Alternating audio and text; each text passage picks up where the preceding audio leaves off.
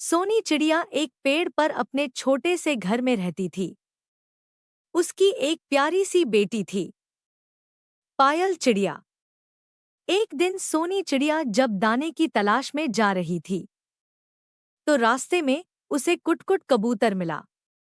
कुटकुट कबूतर, अरे सोनी बहन, सुबह सुबह कहाँ जा रही हूँ? सोनी चिड़िया, नमस्ते कुटकुट भाई, मैं दाने की तलाश में जा रही हूँ। मेरी बेटी पायल सुबह उठते ही खाना मांगती है।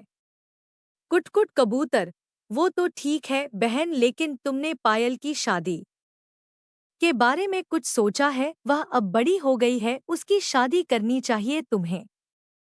सोनी चिड़िया, हाँ कुटकुट भाई, दिन रात इसी चिंता में रहती हूँ कि बेटी का विवाह कैसे होगा। कुटकुट कबूतर, मेरी नज़र में एक चिड़िया है, उसका बेटा अपनी पायल बेटी के लिए ठीक रहेगा, तुम कहो तो मैं बात करूं। सोनी चिड़िया, वह तो ठीक है, लेकिन मैं दहेज कहाँ से लाऊंगी? आजकल बिना दहेज के शादी नहीं होती। अभी मेरे बराबर वाले पीपल के पेड़ पर रहने वाली मौनी चिड़िया की बेटी की शादी में ससुराल वालों ने पूरा घर मांग लिया।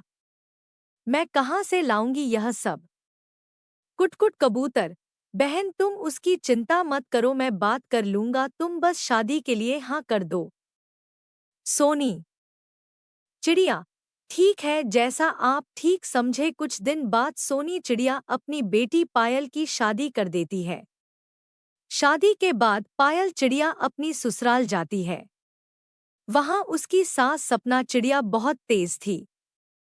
सपना चिड़िया, सुन बहू, तुझे पूरे घर की सफाई करनी होगी, उसके बाद मेरे लिए दाना लाना होगा। मैं तो कहीं जाती नहीं हूँ, और हाँ, इधर उधर मत घूमना, सीधा दाना लेकर मेरे पास आना। पायल रोज अपने लिए और अपनी सास के लिए दाना लाती, लेकिन उसकी सास हमेशा उसे ताने मारती रहती। सोनी चिड़िया को अपनी बेटी से मिले बहुत दिन हो गए थे। एक दिन वह अपनी बेटी से मिलने उसके ससुराल पहुंच जाती है। सोनी चिड़िया, नमस्ते सपना बहन, कैसी हो? और पायल कहीं नजर नहीं आ रही। सपना चिड़िया, बाहर घूमने गई होगी, तुम्हारी बेटी किसी काम के लिए भेजो तो पूरा दिन लगा देती है। हमने तुम पर तरस खाकर बिना दहेज के शादी की, लेकिन बहू तो अच्छी मिलती, मेरे से उड़ा नहीं जाता। वह मेरे लिए दाना लेने गई है, अभी तक नहीं आई, पता नहीं क्या सिखाया है तुमने अपनी बेटी को। तभी वहां पायल आ जाती है। माँ को देखकर वह रोने लगती है। सोनी चिड़िया, बेटी तू ठीक है न, रो क्यों रही है?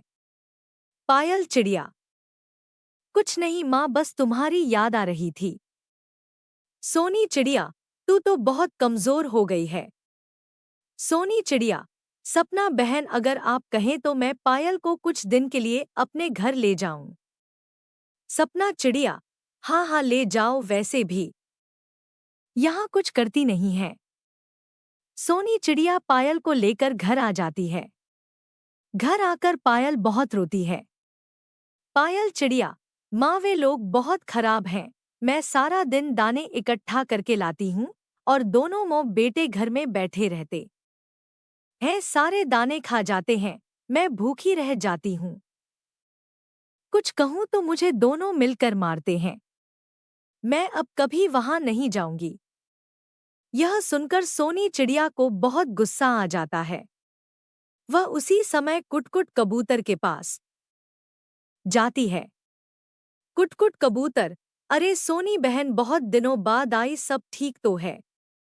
सोनी चिड़िया, कुटकुट भाई, आपने कहाँ फंसा दिया? मेरी बेटी की किस्मत फूट गई, उसके ससुराल वाले उसे मारते पीटते हैं। मैं तो उसे अपने घर ले आई।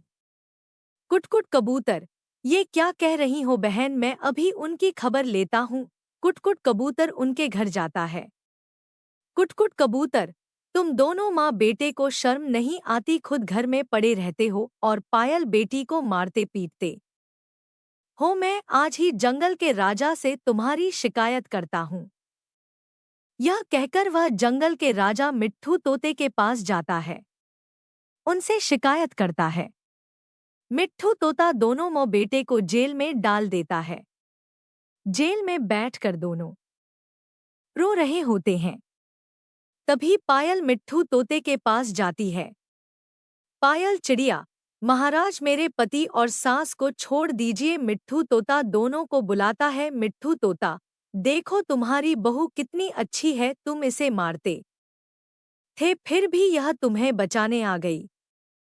सपना चिड़िया, बहू मुझे माफ कर दे। पायल चिड़िया, नहीं मां जी, आप बड़ी हैं, मुझसे माफी मत मांगिए।